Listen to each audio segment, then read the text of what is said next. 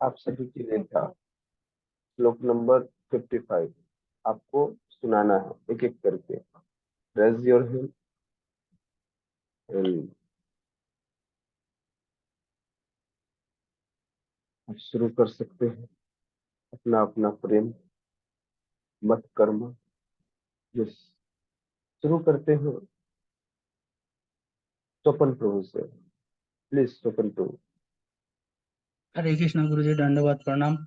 मत दंडवत कर्म प्रणाम। किन मत कर्म किन्नत परम, मद भक्त संग वर्जिता, निर्वे सर्वे भूतेषु या स ममति पांडवा। हरे कृष्ण। नेक्स्ट सत्यम प्रभु अनुवाद सुनाएंगे इसका। सत्यम प्रभु माइक ऑन करेंगे पहले। हरे कृष्ण प्रभु जी ने बोला। यस, अनुवाद सुनाएंगे इसका। मत क मत कर्म कृन् मत परमो मद भक्ता संगवर्जितः निर्वैरः सर्वभूतेषु यः स मामेति पांडव। अनुवाद क्या है इसका? हे अर्जुन, जो व्यक्ति सकाम कर्मों तथा मनोधर्मों के कलमश से मुक्त होकर मेरी सेवा में, मेरी शुद्ध भक्ति में तत्पर रहता है, जो मेरे लिए ही कर्म करता है, जो मुझे ही जीवन लक्ष्य समझता है, और जो प्रत्येक जीव से अ, मैत्री भाव रखता है, वह निश्चय ही मुझे प्राप्त करता है। अरे जो सुंदर। यस, काजल माता जी। हरे कृष्ण प्रभु जी, दंडवत प्रणाम। Yes ma'am.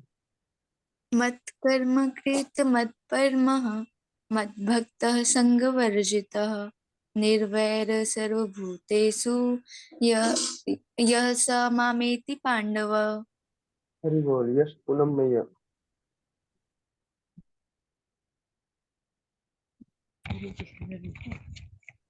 मत कर्म कृत मद भक्तो मत मत क्री मत कृत मत भक्तो सॉरी सॉरी मत कर्म मत कर्म कृत मत भक्तो मत परमो। सॉरी मत पर मत कृत मत परमो मद भक्तो संग वर्जिता निर्वैराय सर्वभूतेषु यासा मामेति पांडवा। हे अर्जुन, जो व्यक्ति मेरे लिए सकाम कर हे हे अर्जुन, जो व्यक्ति सकाम कर्मों तथा मनोधर्म के कलमश से मुक्त होकर मेरे लिए शुद्ध भक्ति करता है, मुझे ही जीवन लक्ष्य समझता है और मेरे लिए ही कर्म करता है, और जो जो प्रत्येक जीव में मैत्री भाव रखता है, वह निश्चय ही मुझे प्राप्त करता है। सॉरी प्रभु जी। अरे नहीं नहीं, कोई जी सॉरी नहीं, ठीक है। यस, रोहित प्रभु। हरे कृष्ण प्रभु जी, दंडवत प्रणाम।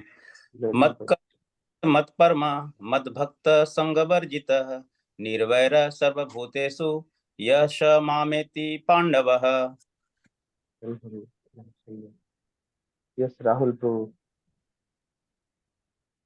हरे कृष्ण भाई जी, दंडवत प्रणाम प्रभु जी। मत कर्म कृम मत परमो मद भक्त संग वर्जिता, निर्वैरः सर्वभूतेषु यासा सर्वभूतेषु यासा मामेति पांडवा। हरे कृष्ण। हरि हरि। यस, आगे अखिल आत्मा प्रभु अनुवाद सुनाएंगे। हरे कृष्ण प्रभु जी, धन्यवाद प्रभु। हाँ प्रभु जी। हे अर्जुन, जो सकम कर्म तथा मनोधर्मों से रहित होकर मेरे शुद्ध भक्ति में तत्पर रहता है, और मुझे जीवन का लक्ष्य समझता है, और मेरे लिए ही, कर्म करता है, और सारे जीवों में मैत्री भाव रखता है, वो निश्चय ही मुझे प्राप्त करता है। हरि हरि, बहुत सुंदर। यस, गौतम प्रभु। हरे कृष्ण प्रभु जी, धन्यवाद प्रभु। मत कर्म कृत मत परमो मत भक्त संग वर्जिता निर्वैर सर्वभूतेषु यः स मामेति पांडव। अनुवाद। हे अर्जुन, जो व्यक्ति समस्त सकाम कर्म तथा मनोधर्म के कल्मश से मुक्त होकर मेरे प्रति शुद्ध भक्ति में निरंतर लगे रहता है, और जो मेरे लिए ही कर्म करता है, और जो अपना जीवन का लक्ष्य मुझे समझता है और सभी जीवों में मैत्री भाव रखता है, वह निश्चय ही मुझे प्राप्त करेगा। हरे कृष्ण। जी, जी। मैंने कल इसको 4 पार्ट में तोड़ा था आपको याद रखने के लिए। जब आप जी प्रभु। लोगों को कभी बताते हैं, सारे लोगों के लिए ये बात कह रहा हूँ, केवल गौतम प्रभु के लिए नहीं, कि आप श्लोक को 4 हिस्सों में कल मैंने तोड़कर बताया था। 4 हिस्सों के अलग अलग मतलब है। पहला हिस्सा था मत कर्म कृन मत परमो। इसका मतलब है जो मेरे लिए कर्म करता है और जो मुझे ही जीवन लक्ष्य समझता है। दूसरा हिस्सा था मद भक्त संग वर्जित, और भौतिक आसक्तियों को छोड़कर मेरी भक्ति में लीन रहता है। तीसरा था निर्वैर सर्वभूतेषु, जो किसी भी जीव के प्रति बैर भाव नहीं रखता। चौथा पाठ था यह स मामेति पांडव, वह निश्चय ही मुझे प्राप्त करता है, हे अर्जुन। तो ये 4 पार्ट हैं। इसी तरह से आप 4 पार्ट में क्या है, लोगों को लगता है कि कई बार अनुवाद अलग वे में बताया जा रहा है, तो आपको पता होना चाहिए कि कौन सा पार्ट किस बात को इंडिकेट कर रहा है। उस तरह से उन बातों को आपको लोगों के सामने जब भी आप कोई श्लोक रखते हैं, तो आपको ऐसा लगना चाहिए कि जैसे आप इसमें एक शब्द बोला, हो सकता है आपको कुछ न बताना हो, आपको इतना ही बताना हो, जब कोई व्यक्ति किसी से द्वेष कर रहा हो, किसी से लड़ाई कर रहा हो, तो आपको बताना चाहिए भगवान श्रीमद् भगवद गीता के 11th चैप्टर के 55th श्लोक में कहते हैं निर्वैरः सर्वभूतेषु, ऐसा व्यक्ति जो किसी से वैर नहीं करता है। सिर्फ आपको इतना ही बताना, तो आपको पता होगा कौन सा पार्ट ये बात कहता है, तब ना, तब आप बताएंगे ना कि उसमें आपको इतना ही, पूरा श्लोक भी नहीं बताना, आपको इतना ही बताना है निर्वैरः सर्वभूतेषु, जो किसी से भी बैर नहीं करता, किसी से भी द्वेष नहीं रखता, किसी के प्रति जेलसी नहीं करता है ना। यस, थैंक यू प्रभु। कोनिका माता जी, कोनिका हरे माता जी नाम चेंज कर लीजिएगा, हाँ, इसको कस्तूरी माता जी कर लीजिएगा, कस्तूरी हरे देवीदास। कृष्ण, दंडवत यस, प्रणाम। चलो चलो। कर्म क्रीणां परमो मद्भक्तः संगवर्जितः निर्वैरः सर्वभूतेषु यः स मामेति पांडवा। हरे हरि कृष्ण। बोल। Yes, Lalita ma'am. हरे कृष्ण प्रभु जी।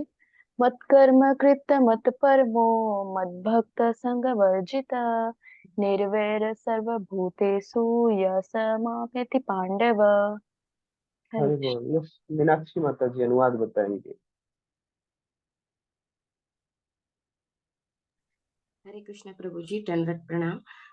यस, व्यक्ति सकाम कर्मों और मनोधर्मों से मुक्त होकर मेरी शुद्ध भक्ति करता है, जो मुझे ही अपने जीवन का लक्ष्य मानता है और जो बैर नहीं रखता, वह सभी जीवों के प्रति मैत्री भाव रखता है, वह वह निश्चय ही मुझे प्राप्त करता है। हरि बोल। यस, सुमति मैम। हरे सुमति कृष्ण मैम। प्रभु जी। मत कर्म कृत मत परमो मत भक्त संग वर्जित निर्वैर सर्वभूतेषु यः स मामेति पांडव।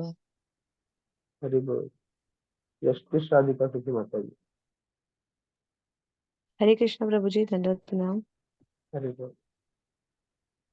मत कर्म कृत मत परमो मत भक्त संग वर्जित निर्वैरः सर्वभूतेषु यः स मामेति पांडव।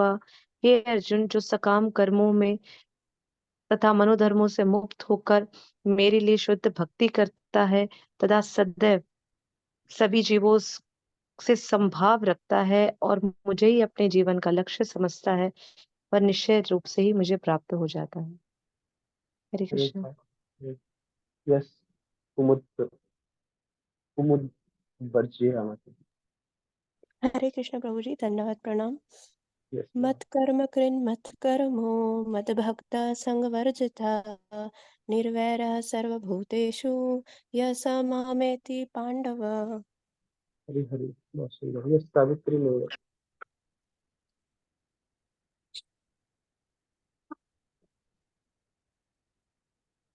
सावित्री मैम है। ओके, श्री राम प्रभु। हरे कृष्ण प्रभु जी, सॉरी अनम्यूट नहीं किया था। मत बोलू प्रभु जी? हाँ प्लीज प्लीज। सॉरी। मत कर्म मत कृत मत परमो मत भक्त संग वर्जितः निर्वैर सर्वभूतेषु यः स मामेति पांडव। हरि हरे बोल, कृष्ण प्रभु। हरि बोल, Hare Krishna. Thank you. Yes, Anita मैया। हरे कृष्ण प्रभु जी, दंडवत प्रणाम। नमस्कार। मत कर्म कृत मत परमो मत भक्त संवर्जित निर्वैर सर्वभूतेषु यश मामेति पांडव। हरे कृष्ण। हरि बोल, थैंक यू। श्री राम प्रभु। हरे कृष्णा प्रभु जी, दंडवत प्रणाम। जय श्री राम। मत कर्म कृन्मन मत परमो मत भक्त संग वर्जिता निर्वैरः सर्वभूतेषु यः सह मामेति पांडव। हरि बोल, थैंक यू सो मच। आप लोगों ने अपना काम, अपना होमवर्क बहुत अच्छे से किया, इसलिए आप सबके लिए अच्छी खबर है कि आप सब आज शाम से भक्ति वृक्ष की क्लास ज्वाइन कर सकते हैं, ऑनलाइन में, ऑफलाइन। हरि बोल। आज शाम से 8 बजे से या 7 बजे से, जो भी टाइम होगा आप टाइम पता कर लीजिएगा। तो आज शाम से ही भक्ति वृक्ष की कार्य एक विशेष सत्र शुरू होगी, जिसमें आप सब, जो कि सर्टिफिकेशन कोर्स होगा सभी के लिए, जिससे कि आप इस भक्ति मार्गी, आपके भक्ति में जीवन को और प्रगाढ़ कैसे कर सके, कैसे आप इसके सिद्धांतों को समझ सके, इस पर हम चर्चा करेंगे। अब हम नेक्स्ट चैप्टर में चलते हैं। अभी यह श्लोक जब भी वो हमने पढ़ा, यह श्रीमद् भगवत गीता के सार को बताता है, लेकिन वह कृपा रूपी समुद्र जो जीव को भगवान से जोड़ता है, वह समुद्र भक्ति योग कहलाता है। तो अब 12वें चैप्टर में हम भक्ति योग पर चर्चा करेंगे। भगवान इस चैप्टर को पूरे भगवत गीता का प्राण मानते हैं। यह जो चैप्टर है भक्ति योग, तो इस भक्ति योग को, इस अध्याय को मैं चार हिस्सों में मैंने इसको सोचा, इसको डिवाइड करना चाहिए। टोटल इस भक्ति योग में 20 ही श्लोक हैं, और इन 21 श्लोक है, राइट? नहीं, थोड़ा सा ज्यादा है, 25। कितने श्लोक है? 20 ही श्लोक होंगे ना भक्ति योग में? 20 ही श्लोक होंगे, नेक्स्ट चैप्टर में ज्यादा होंगे।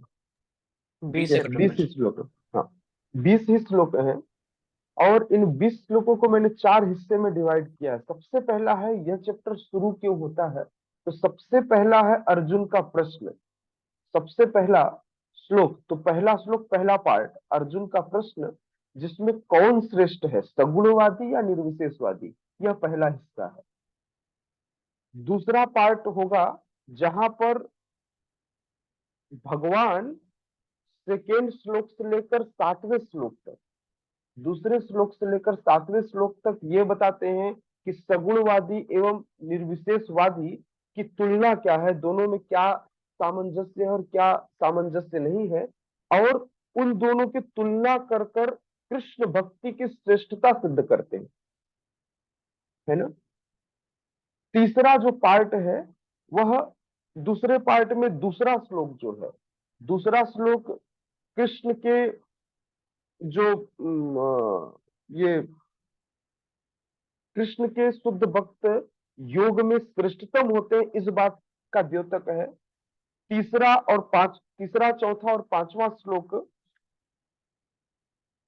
किस प्रकार से जो निराकार ब्रह्म के उपासक होते हैं उनका जीवन कष्टमय होता है, इस बात को सिद्ध करता है 6वां और 7वां श्लोक।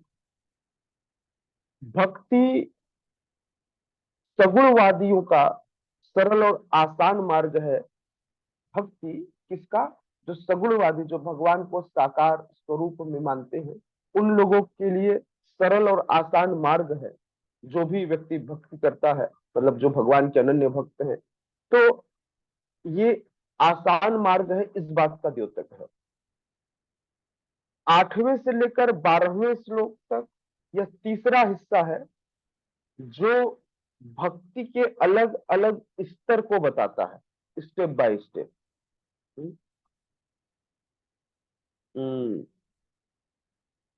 8वां और 9वां श्लोक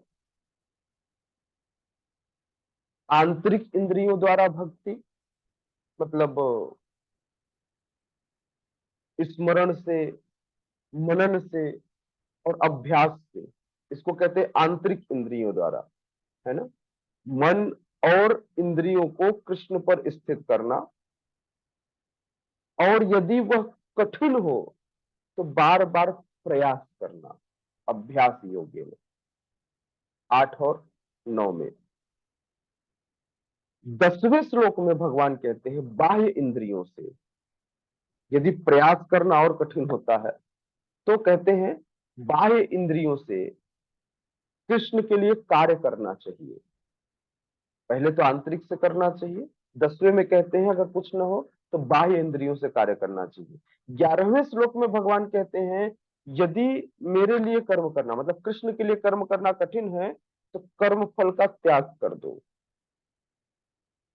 और 12वें श्लोक में कहते हैं अभ्यास, बोले नहीं, अभ्यास से श्रेष्ठ है ज्ञान। ज्ञान, बोले नहीं, ज्ञान से श्रेष्ठ है ध्यान। ध्यान नहीं, बोले ध्यान से भी श्रेष्ठ है त्याग। इस प्रकार से सारणी है, अभ्यास, उससे ऊपर ज्ञान, उससे ऊपर ध्यान और उसके ऊपर त्याग।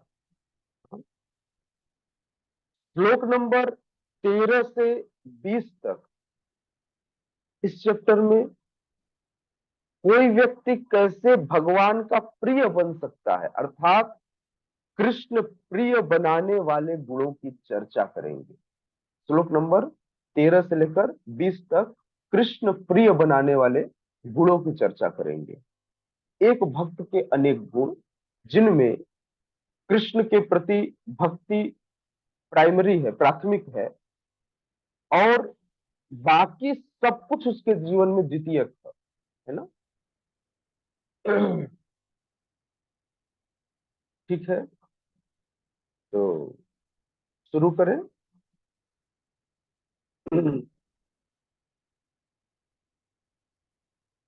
Okay, thank you. आगे बढ़ते हैं। पिछले अध्याय के अध्ययन में हमने भगवान के द्विभुजी स्वरूप, भगवान के व्यक्तिगत स्वरूप, श्याम सुंदर स्वरूप के प्रति भक्ति योग की श्रेष्ठता बताकर हमने उसका समापन किया था। और भगवान के उस रूप के प्रति आसक्ति ही आध्यात्मिक साक्षात्कार की पराकाष्ठा है, इस बात को सिद्ध किया था विराट रूप में। पहले के अध्याय 6, 7, 8 सभी को देखेंगे तो सब में हमने लगभग इस बात को सिद्ध किया। और इस बात पर भी हमने जोर दिया पिछले अध्यायों में कि अर्जुन ने व्यक्तिगत रूप से पिछले अध्याय में इसका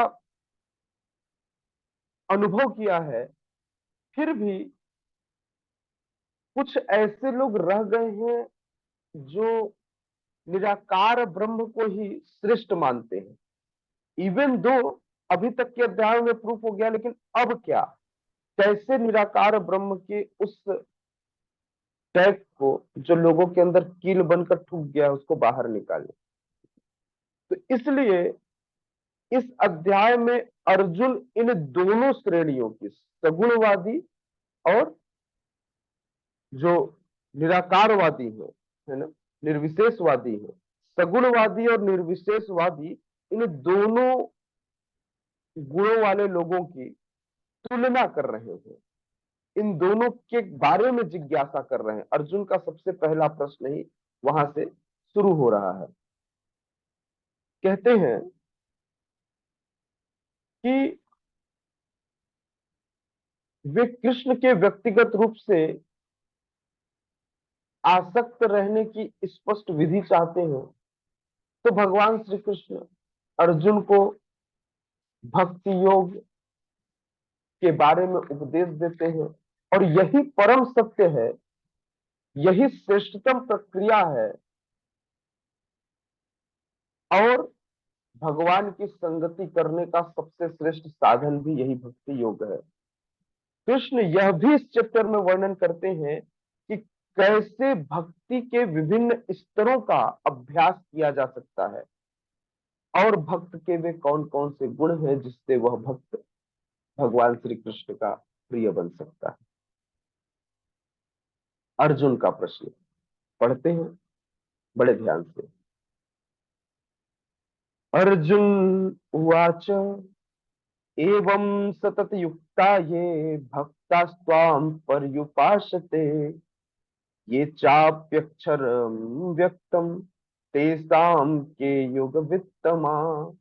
तो एक एक लाइन पढ़ेंगे, आप मेरे पीछे दोहरा सकते हैं। अर्जुन उवाच उवाच एवं सतत युक्ता ये भक्तास्त्वां पर्युपासते, एवं सततं सततं युक्ता ये ये भक्तं भक्ताः पर्युपासते, पर्युपासते, ये चाप्यक्षरं व्यक्तं तेषां के योग वित्तमा। ये चाप्यक्षरं व्यक्तं तेषां योगव्यक्तिमाम्। अर्जुन उवाच एवं सतत युक्ता ये भक्तास्त्वां पर्युपासते, एवं सतत युक्ता ये युक्त ये भक्ताः पर्युपासते, ये चाप्यक्षर व्यक्तम तेषां के योग युक्तमा। ये ये चाप्यक्षरं चाप्यक्षरं व्यक्तं तेषां के योगव्यक्तिमाम्। एक साथ पूरा श्लोक पढ़ेंगे। अर्जुन उवाच अर्जुन उवाच एवं सतत युक्ता ये भक्तास्त्वां पर्युपासते, ये चाप्यक्षरं व्यक्तं तेषां के योग वित्तमा। एवं सततं युक्तं ये भक्तं पर्युपासते, ये चाप्यक्षरं व्यक्तं तेषां के योगव्यक्तिमाम्। शुरू कर सकते हैं पुष्पेंद्र प्रभु से।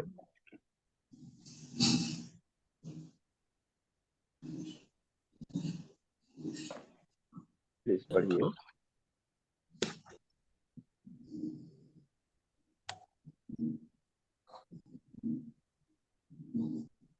यस, राहुल प्रभु पढ़ेंगे। जी प्रभु।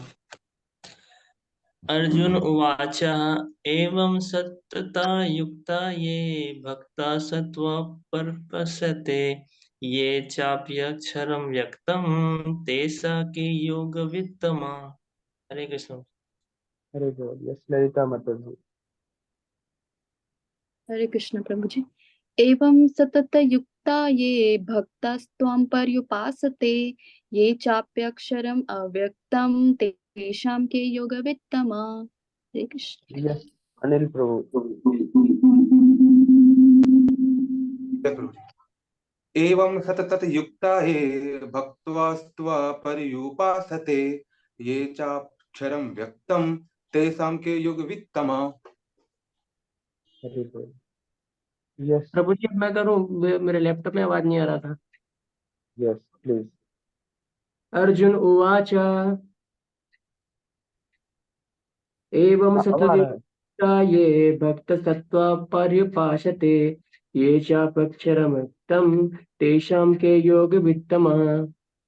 हरे बोल। यस गौतम प्रभु। अर्जुन उवाच एवं सततयुक्ता ये भक्त्या त्वां पर्युपासते ये चाप्य अक्षरम ये चाप्य अक्षरम अव्यक्तम तेषां के योगवित्तमा। यस सुमति माता जी।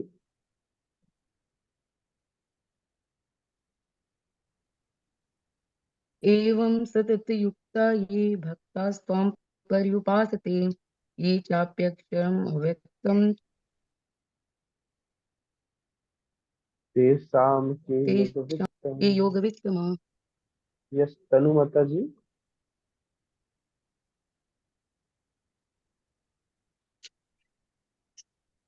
हैं सावित्री माता जी।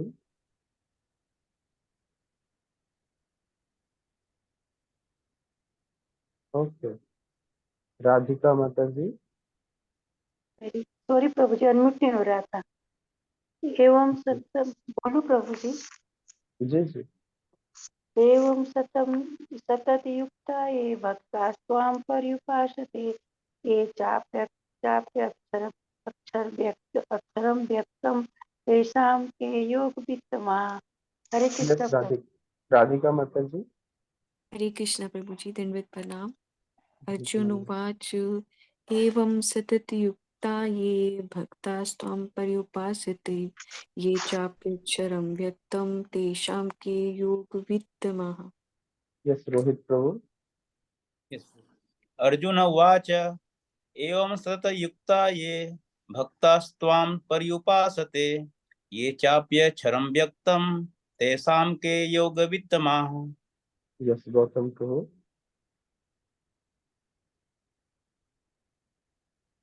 पठो प्रभु। गौतम प्रभु। अर्जुन उवाच एवं सततयुक्ता ये भक्तस्त्वा पर्युपासते ये चाप्यक्षरं व्यक्तं तेषां के योगवित्तमा। यस कृष्ण राधिका सखी माता जी। हरे कृष्ण प्रभु जी। अर्जुन उवाच एवं सततयुक्तां ये भक्तास्तवा पर्युपासते ये चाप्य अक्षरं व्यक्तं तेषां के योगवित्तमा। यस आनंदायनी मैया। हरे कृष्णा प्रभु जी दंडवत प्रणाम। अर्जुन उवाच एवं सततयुक्ता ये भक्तास्त्वां पर्युपासते ये चाप्यक्षरं व्यक्तं तेषां के योगवित्तमः। Hare Krishna. Thank you so much. Akhil Atma प्रभु पढ़ेंगे लास्ट। जी प्रभु जी। अर्जुन उवाच एवं सततयुक्तं ये भक्तास्तां पर्युपासते ये चापक्षरं व्यक्तं तेषां के योगवित्तमा। यस मीनाक्षी माता जी अनुवाद पढ़िए। हरे कृष्ण प्रभु जी, दंडवत प्रणाम। अर्जुन ने पूछा, जो आपकी सेवा में सदैव तत्पर रहते हैं या जो अव्यक्त निर्विशेष ब्रह्म की पूजा करते हैं, इन दोनों में से किसे किसे अधिक पूर्ण सिद्ध माना जाए। यस सत्यम प्रभु बच गए। प्लीज पढ़िए दोनों एक साथ अनुवाद और श्लोक। अर्जुन उवाच एवं सततयुक्ता ये भक्तास्त्वां पर्युपासते ये चाप्यक्षरं व्यक्तं तेषां के योगवित्तमः। भावार्थ अर्जुन ने पूछा, जो आपकी सेवा में सदैव तत्पर रहते हैं या जो अव्यक्त निर्विशेष ब्रह्म की पूजा करते हैं, इन दोनों में से किसे अधिक पूर्ण या सिद्ध माना जाए। यस स्वपन प्रभु ने हाथ उठाया। प्लीज स्वपन प्रभु पढ़िए। अर्जुन वाच एवं सतयुक्ता ये भक्तास्तां पर्युपासते ये च अपि अक्षरम् अव्यक्तं तेषां के योगितमा। हरे कृष्णा। हरे तो जय। चलिए अब इस श्लोक के तात्पर्य श्रील प्रभुपाद कह रहे हैं, अब तक कृष्ण साकार, निराकार एवं सर्व व्यापकत्व को समझा चुके हैं और सभी प्रकार के भक्तों और योगियों का भी वर्णन कर चुके हैं पिछले सारे अध्यायों में, 11 अध्यायों में। सामान्यतः आध्यात्मवादियों को 2 श्रेणियों में विभाजित किया जा सकता है। अर्जुन इतना समझने के बाद कहते हैं, अब चूंकि आध्यात्म ही करना है तो वह श्रेणी बता दीजिए कि जिसमें निर्विशेषवादी और सगुणवादी है।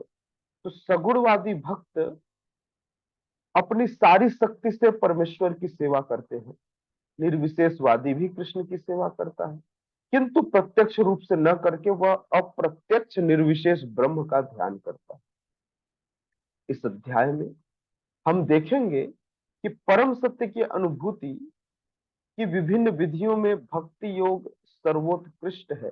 यदि कोई भगवान का सानिध्य चाहता है तो उसे भक्ति करनी चाहिए। जो लोग भक्ति के द्वारा परमेश्वर की प्रत्यक्ष सेवा करते हैं वे सगुणवादी कहलाते हैं। जो लोग निर्विशेष ब्रह्म का ध्यान करते हैं वे निर्विशेषवादी कहलाते हैं। और यहाँ पर अर्जुन पूछते हैं कि इन दोनों में से श्रेष्ठ कौन है। यद्यपि परम सत्य के साक्षात्कार के अनेक साधन हैं, किंतु इस अध्याय में कृष्ण भक्ति योग को सबों में श्रेष्ठ बताते हैं तथा सर्वाधिक प्रत्यक्ष है और ईश्वर का सानिध्य प्राप्त करने के लिए सबसे सुगम साधन है। श्रील प्रभुपाद इस बात को यहां सिद्ध कर रहे हैं कि कौन सा रास्ता सबसे सुगम होगा एक भक्त के लिए। यहां पर एक शब्द यूज हो रहा है, एवं सतत युक्ता नाम। एक शब्द है सतत, मतलब निरंतर। भक्ति न रोकने वाली चीज है। नदी टूट टूट कर नहीं चलती, नदी एक सिरे से अंतिम सिरे तक लगातार चलती रहती है। तो भक्ति उस नदी की तरह है जिसमें प्रवाह सतत होता है। प्रवाह कैसा होता है? सतत होता है। वह बीच में टूटती नहीं है। ऐसा नहीं कि बीच में 1 किलोमीटर गायब हो गई और फिर 1 किलोमीटर बाद निकली। समझ में आया ना? हम लोग भूल जाते हैं कई बार। हाँ, 2 दिन हम भक्ति का, प्रभु जी 2 दिन माला नहीं हुआ, क्यों? नदी भी ऐसे 2 किलोमीटर के लिए गायब हो जाती तो भक्ति कैसी है? नदी के जैसी। तो एवं सतत युक्ता नाम, अलग अलग युक्तियों के थ्रू हम 24 घंटे भगवान के सेवा में निरंतर लगे रह सकते हैं। सुबह उठे तो क्लास के माध्यम से, अथवा मंगल आरती करके, अथवा नाम जप करके, अथवा जब काम पर जाए तो उस काम के फल को भगवान की सेवा में समर्पित करके, और रात को सोए तो भगवान की सेवा के लिए उठना है, इस चिंतन में व्यक्ति को सोना चाहिए। इस प्रकार से वह 24/7 क्या करेगा? सतत युक्ता नाम, सतत निरंतर युक्तियों से भगवान की सेवा में लगेगा। लेकिन उसके बाद के 2 शब्द उससे ज्यादा महत्वपूर्ण है। उसके बाद 2 शब्द है भक्तास्त्वाम पर्युपासते। एक सगुणवादी भक्त जो सदैव आपकी उपासना करता है। कैसे? भक्ति से, जैसे भी, येन किन प्रकारेण, जैसा कि इससे पहले श्लोक कौन सा? 1155 में, 1155 में भी यही बात कही गई है कि कैसे उपासना करनी है। तो सदैव आपकी उपासना करता है। उसमें भी एक हिस्सा था ना, एक हिस्से में क्या कहते हैं? भक्त संग वर्जित, मद भक्त संग वर्जित, मत कर्म कृम मत परमो। तो यहाँ पर उसको एक शब्द में कह रहे हैं, सेम मतलब कह रहे हैं, भक्तास्त्वाम पर्युपासते, वहां पर दो हिस्से को यहाँ एक हिस्से में कह रहा है कि जो क्या करता है, जो सगुणवादी भक्त सदैव मेरी उपासना करता है। अब इसका अगला हिस्सा, अगले हिस्से में कहते हैं भगवान, एक शब्द आ रहा है अक्षरम, जहां पर अक्षरम का कई बार जो निर्विशेषवादी होते हैं, ये निर्विशेषवादी हमेशा ऐसे दिव्य ध्वनि, दिव्य अव्यक्त निराकार ब्रह्म की उपासना करते हैं, जिसका वर्णन पिछले अध्याय 9वें अध्याय के 15वें श्लोक में भी वर्णन आता है। यदि आप 9:15 देखेंगे तो 9:15 में भगवान कहते हैं इन निर्विशेषवादियों के लिए कि ज्ञान यज्ञेन चाप्यन्ये यजंतो माम उपासते एकत्वेन पृथक्त्वेन बहुधा विश्वतो मुखम। अन्य लोग जो ज्ञान के अनुशीलन द्वारा यज्ञ में लगते हैं, जो भगवान की पूजा उनके अद्वय रूप में करते हैं अथवा विविध रूप में या विश्व रूप में करते हैं, सामने एक स्वरूप है, उसको छोड़कर बाकी हम चारों तरफ भागते रहते हैं, है ना। तो इस प्रकार से वहां पर निर्विशेषवादी जो ध्यान करता है, वह कभी भगवान के विराट स्वरूप की तरफ जाता है, कभी कहता है भगवान इन शब्द समूह में है, कभी कहता है भगवान दिव्य ज्योति के फॉर्म में है। तो इस प्रकार से अलग अलग भगवान के स्वरूपों में अनुशीलन में लगा रहता है, अद्वय रूप में, जो अभी तक ज्ञात उसे नहीं हुआ है। तो इसलिए यहां पर कहा गया है अक्षरम, है ना, अर्थात किसी दिव्य अक्षरम, ओम पर कॉन्सेंट्रेट करना, उस ज्योति पर कॉन्सेंट्रेट करना, निराकार ब्रह्म की उपासना करना। तो महत्वपूर्ण यह है कि हम उनके सगुणवादी और निर्विशेषवादी में किस तरह से अंतर है, क्या मूल अंतर है, उस अंतर को समझा जाए। हाँ, तो आगे के श्लोक स्पष्ट करेंगे। उससे पहले श्रील प्रभुपाद कहते हैं कि भगवत गीता के 2 अध्याय में भगवान ने बताया है कि जीव भौतिक शरीर नहीं है, वह आध्यात्मिक स्फुलिंग है, मतलब आत्मा है, और परम सत्य परम पूर्ण है। 7वें अध्याय में उन्होंने जीव को परम पूर्ण का अंश बताते हुए पूर्ण पर ही ध्यान लगाने की सलाह दी है, न कि अंश पर या फिर उनके निर्विशेष शक्ति पर। पुनः 8वें अध्याय में भगवान ने कहा है कि जो मनुष्य भौतिक शरीर का त्याग करते समय कृष्ण का ध्यान करता है, वह कृष्ण के धाम को तुरंत चला जाता है। अंत काले च मामेव स्मरण मुक्त्वा कलेवरम। यही नहीं, 6ठे अध्याय के अंत में भगवान स्पष्ट कहते हैं कि योगियों में से जो भी अपने अंतःकरण में निरंतर कृष्ण का चिंतन करता है, वह परम सिद्ध माना जाता है।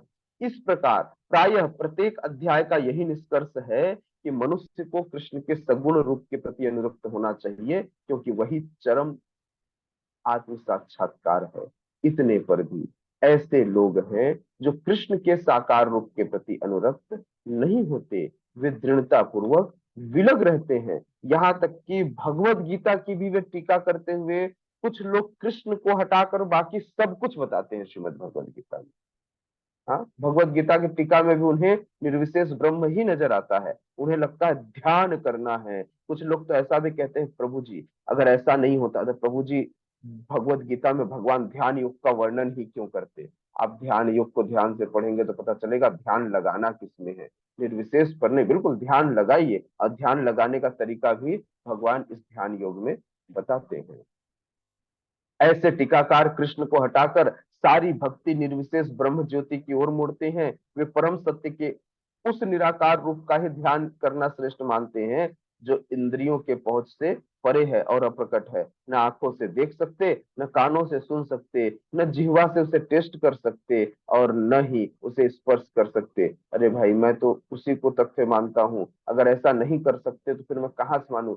हम जैसे मूढ़ बुद्धियों के लिए हमारे आचार्यों ने हमारे सामने अर्चा विग्रह तक ला के रख दिया, क्योंकि उनको पता था कि ये जब तक फील नहीं करेंगे अपने इंद्रियों से तब तक मानेंगे नहीं। इसलिए भगवान का एक विशेष स्वरूप जिसे अर्चा विग्रह स्वरूप कहा जाता है उसे सामने लाकर रख दिया। बोले कल आपको हृदय में ये स्वरूप दिखाई देगा, लेकिन जब तक दिखाई नहीं देता तब तक आप बाहर से इनको देखो और इनकी सेवा करो। इसलिए अर्चा विग्रह भी दे दिए। इस तरह सचमुच में आध्यात्मवादियों की दो श्रेणियां बन गई। अब अर्जुन यह निश्चित कर लेना चाहते हैं कि कौन सी विधि सुगम है, इन दोनों श्रेणियों में कौन सर्वाधिक पूर्ण है। दूसरे शब्दों में वह अपनी स्थिति स्पष्ट कर लेना चाहते थे कि मैं किसको मानूंगा, सगुण को या निर्गुण को। वह जान लेना चाहते थे कि कौन सी स्थिति ज्यादा सुरक्षित है, क्या सगुणवादी बनना या निर्विशेषवादी बनना। निराकार स्वरूप चाहे इस लोक में हो चाहे भगवान के परम लोक में, ध्यान के लिए हमेशा समस्या ही बना रहता है, क्योंकि जिसका आकार ही नहीं, मैं ध्यान किस तरह से करूंगा, ऊपर जाऊंगा, नीचे जाऊंगा, दाएं जाऊंगा या बाएं जाऊंगा। वास्तव में कोई भी सत्य के निराकार रूप का ठीक से चिंतन नहीं कर सकता, क्योंकि वो जानता ही नहीं है कि निराकार है क्या। अतः अर्जुन कहना चाहते हैं कि इस तरह से समय गंवाने से क्या लाभ। अर्जुन को 11वें अध्याय में अनुभव हो चुका कि कृष्ण के लिए साकार रूप के प्रति आसक्त होना श्रेष्ठ है। जब विराट स्वरूप को, जो इतना बड़ा था, उसको देखकर डर लग रहा था, मैं चिंतन कैसे करूंगा, मतलब जितनी बार चिंतन करूंगा उतनी बार डरूंगा। हाँ, मुझे उतनी बार छुप जाना पड़ेगा। जैसे कई बार पुष्पेन तो क्लास के बीच में ही कंबल के अंदर जाकर छुप जाते हैं। हाँ, नींद उनको डराते रहती है, नहीं पुष्पेन तो।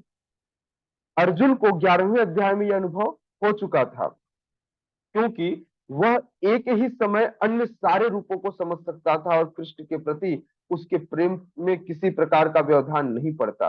अतः अर्जुन द्वारा कृष्ण से इस महत्वपूर्ण प्रश्न के पूछे जाने से परम सत्य के निराकार तथा साकार स्वरूपों में अंतर स्पष्ट हो जाएगा।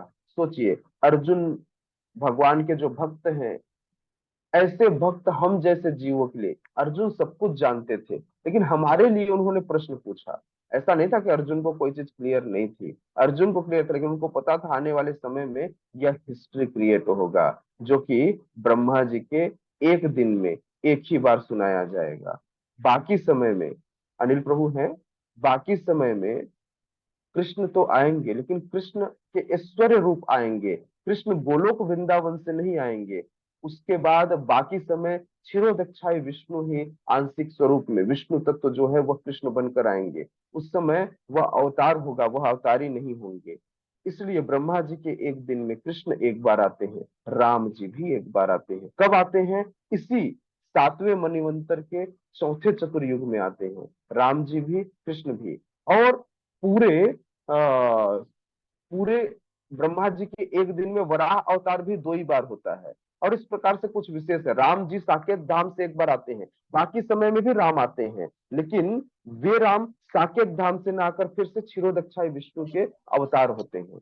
और इस प्रकार से आकर के डायरेक्ट लीला करते हैं। उस समय महाभारत में अर्जुन को ज्यादा प्रयास नहीं कराते मराने के लिए, अर्जुन को एक प्रेरणा देते हैं और उस प्रेरणा से अर्जुन सबको निपटा देता है। उस समय महाभारत के बीच में ये 18 चैप्टर 700 श्लोकों का वर्णन श्री कृष्ण नहीं करते हैं, एक ही बार ये करते हैं, स्थापना करते हैं। बाकी समय अर्जुन समझ जाता है, बोले भगवान आज खूंखार स्वरूप में है, ज्यादा पंगा नहीं लेने का, सीधे सीधे भगवान बोल रहे मारो मतलब मारो, है ना, निपटा दो। उस समय भगवान अपने ऐश्वर्य का प्रदर्शन करते हैं, ऐश्वर्य से ही प्रेरित होकर के अर्जुन सारा काम कर देते हैं। उस समय ज्यादा क्वेश्चन नहीं करते, नहीं भगवान बताइए भक्त कौन है, भक्ति कैसे करें, क्या मारना भी भक्ति होगा या छोड़ देना भक्ति होगा, ऐसा क्वेश्चन नहीं करते। बोले कृष्ण कह रहे हैं ना, मैं कह रहा हूं ना, निपटा दो। बोले ठीक है, ओके भगवान, आपने कहा निपटा दो मतलब निपटा दो। उस समय ज्यादा डाउट नहीं करते हैं।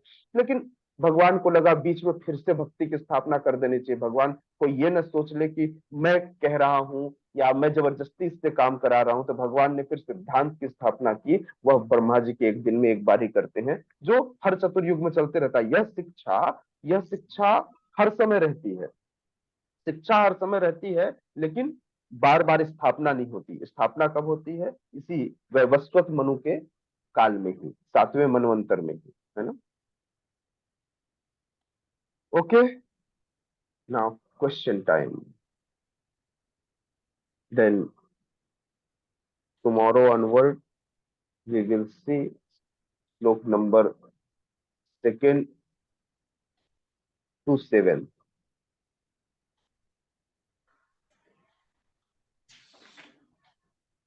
हरे कृष्ण प्रभु जी। Yes, प्रभु जी yes, भक्ति प्रभु जी। कहाँ बेस में होगा क्या? यस यस, सेंटर में एक भक्ति विक सेंटर में है। टाइमिंग उसकी, टाइमिंग क्या है अनिता मैया? अनिता मैया को टाइमिंग पता होगा, वही ऑर्गेनाइजर है। ऊपर गई प्रभु जी वो। अच्छा, 7 बजे तक रखनी है प्रभु जी। हरे कृष्ण। 7 बजे से, यस, 7 से 9,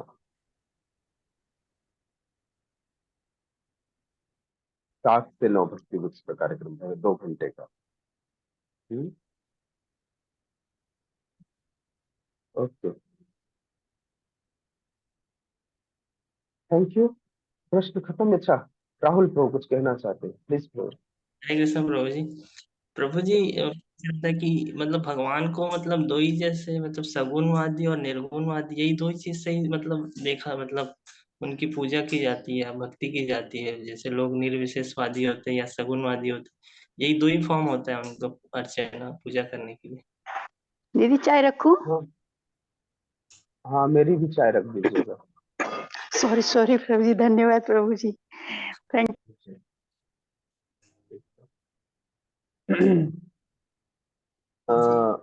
इसको ऐसे समझना चाहिए राहुल प्रभु जी कि गुणों के आधार पर देर आर 2 फॉर्म्स। वैसे तो भगवान के अनंत फॉर्म है, लेकिन उन अनंत स्वरूपों को भी 2 स्वरूप में आप डिवाइड कर सकते हैं, जिनमें से एक निर्विशेषवाद है और एक सगुणवाद है, जहां पर भगवान, या इसको व्यक्त या अव्यक्तवाद भी कह सकते हैं। व्यक्तवाद मतलब सगुणवाद, अव्यक्तवाद मतलब निर्विशेषवाद।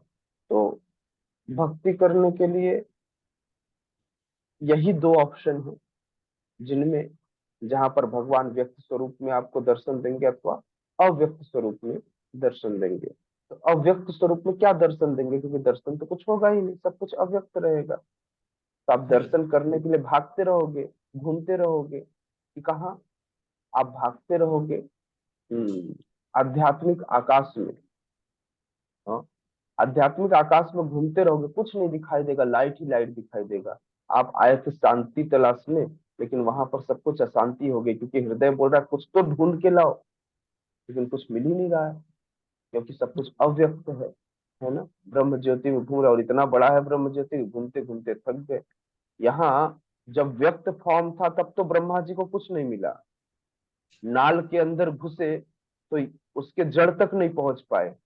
हाँ, कई 100 वर्षों तक नीचे जाते रहे, फिर उतने ही वर्षों तक ऊपर आए और आकर फिर से वहीं बैठ गए उसी कमल पुष्प पर। जब व्यक्त था तब नहीं दिखा, आप सोचे भगवान अव्यक्त कर देंगे तो क्या हो जाएगा। तो इसलिए ज्यादा अव्यक्त के चक्कर में न पड़ के हमें व्यक्त स्वरूप के तरफ चलना चाहिए। जी जी प्रभु जी। हरे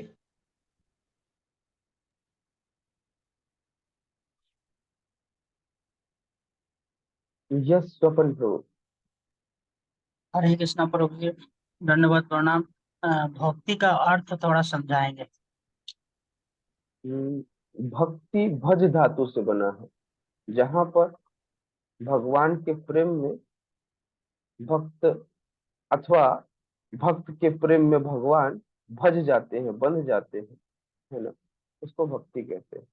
अब वो प्रेम कैसे भी हो सकता है। वो प्रेम यशोदा मैया की तरह डंडा दिखाकर भी हो सकता है, गोपियों की तरह प्रेम दिखाकर भी हो सकता है, अर्जुन की तरह साख्य रस में भी हो सकता है, अथवा हनुमान की तरह दास्य रस में भी हो सकता है। आप किस तरह से भक्ति करना चाहते हैं, ये आपकी इच्छा होगी। भगवान भाव से बंधे हुए होते हैं। यस अनिल प्रभु। प्रभु जी थोड़ा वो बैक का चैप्टर के बारे में है, मतलब जो भगवान का जो है ऐश्वर्य है उसके बारे में। तो मुझे एक थोड़ा डाउट होता है प्रभु जी, जैसे कि जब अर्जुन को बताते हैं कि अपने ऐश्वर्य के बारे में बताइए, तो वो बताते हैं कि वो मतलब नवों में अनंत हूँ, पितरों में अधर्मा हूँ,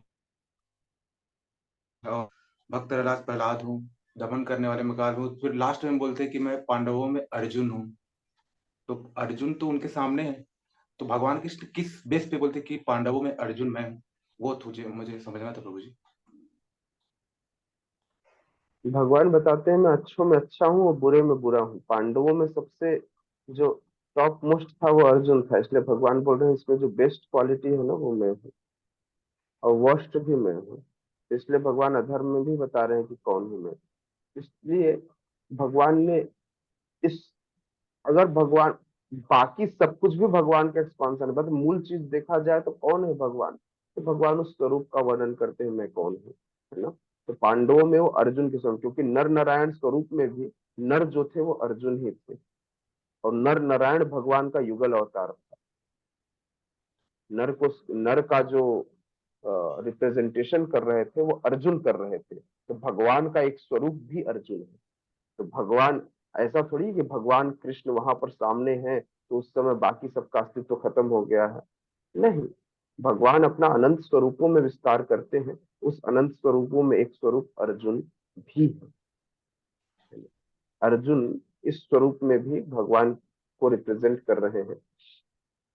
जैसे भगवान जब गोपाल लीला करते हैं, उस गोपाल लीला में एक साल में वह अपने आप को विस्तारित करते हैं और अनंत स्वरूपों में अपना विस्तार करते हैं। तो कृष्ण यशोदा मैया के घर में थे तो बाकी गोपियों के घर में भी उस समय कृष्ण थे।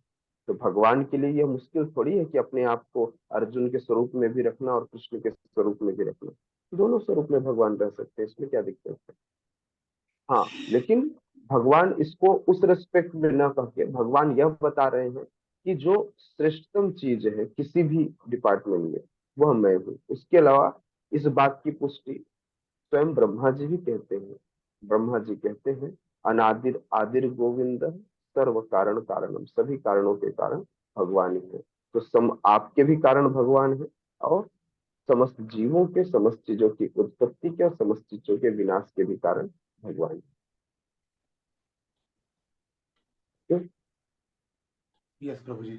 मतलब एक लाइन में अगर अगर हम प्रीचिंग करते हैं फिर किसी को बताना हो तो हम ये बता सकते हैं जो पूरे वर्ल्ड में, पूरे ब्रह्मांड में जो सर्वश्रेष्ठ चीज है वो भगवान कृष्ण को रिप्रेजेंट करते हैं, ऐसा अपन बोल सकते हैं ना प्रभु जी। भगवान का ऐश्वर्य तो पूरा सृष्टि ही है। जो भी चीजें हैं, जो भी सुंदरता है वो भगवान से निखर के आती है, बस उसको रूपांतरित किया जाता है। कल परसों कोई कह रहा था ना, ऊर्जा न तो बदली जा सकती है न नष्ट की जा सकती है, आप ही कह रहे थे ना। तो जो कुछ भी इस सृष्टि में है, जैसे पहले हाथ से पंखा चलाया जाता था क्योंकि किसी ने एनर्जी को इस फॉर्म में परिवर्तित नहीं किया, लेकिन आज इलेक्ट्रिसिटी से चलाया जाता है। बट इससे अच्छी टेक्नोलॉजी राजाओं के पास थी। आप कभी किसी फोर्ट में जाइए, आमेर फोर्ट में जाइए, कहीं पर जाइए, तो वहां पर सर्व सुविधा पहले से उपलब्ध थी। आज आपको इलेक्ट्रिसिटी बनानी पड़ती है तब एसी आता है, वहां पर नेचुरल एसी बनाया जाता था। रूम ऐसे बनाए जाते थे कि ठंडी में गर्म और गर्मी में ठंडे रहे, है ना। मतलब टेक्नोलॉजी अच्छी थी। या फिर पहले सिद्ध बाबा होते थे, पहले सिद्ध लोग ऐसे होते थे कि सिद्ध लोग तक बना देते थे। माता देवहूति के लिए, माता देवहूति के लिए करदम मुनि ने क्या किया, पूरा प्लैनेट बना दिया 7 फ्लोर का, 7 फ्लोर का, जिसमें वह यान एक लोक से दूसरे लोक, दूसरे लोक से तीसरे लोक, मतलब टाइम बाउंडेशन को भी, मतलब काल चक्र को भी पार करके वो चल सकता था। ब्रह्मलोक में जाता तो ब्रह्मा जी के हिसाब से, स्वर्ग लोक में जाता तो स्वर्ग लोक के हिसाब से, पृथ्वी लोक में आता तो पृथ्वी लोक के हिसाब से, और जैसा चाहता वैसे गति करता वो उसकी इच्छा से, और आराम से एंजॉय कराता। मतलब आप समझिए टेक्नोलॉजी कितनी हायर थी। आज आपको यहाँ से वहां जाना हो तो आप कितनी बार सोचोगे, पहले जेब का बजट देखोगे। मतलब उनके पास बजट की कोई कमी तो नहीं थी, और इस तरह से हजारों वर्षों तक घूमते घुमाते रहे। बजट उनका अलाउ करता रहा। आप तो 2 दिन घूमोगे, तीसरे दिन माता जी से कहोगे राधिका माता जी अच्छा नहीं है, एक काम करो बजट अलाउ नहीं कर रहा, वापस चलते हैं, बच्चे की पढ़ाई भी देखनी है, नहीं तो पता चला कि बच्चा पढ़ ही नहीं पाया हम अपने घूमने के चक्कर में, है ना। तो बहुत सारी परेशानियां हो जाएंगी। इसलिए हमारे अखिलात्मा प्रभु ने बोला कि प्रभु जी मैं इस चक्कर में ही नहीं पड़ूंगा। नो टेंशन, नो बीवी, नो बच्चा, हमेशा जीवन का सच्चा मैं भगवान का प्रेम करूंगा और उन्हीं के साथ भक्ति करूंगा। राइट अखिलात्मा प्रभु, हरि बोल। हरि बोल। Yes Prabhu ji. Okay, thank you. और किसी का कोई प्रश्न है? ओके, सभी माताओं के इस समय बहुत सेवा रहता है। आप सबों का बहुत धन्यवाद। हरे कृष्णा कृष्णा कृष्णा हरे हरे, हरे राम राम राम हरे हरे। समस्त भक्त वृंद की सभी भक्त जय। वृंद की जय। जय। जगत गुरु श्रील प्रभुपाद शील प्रभुपाद की जय। जय। निताय गौर जय गौर प्रेमानंदे। प्रेमानंदे। हरि हरि हरि हरि बोल। हरि हरि बोल। बोल। हरि बोल।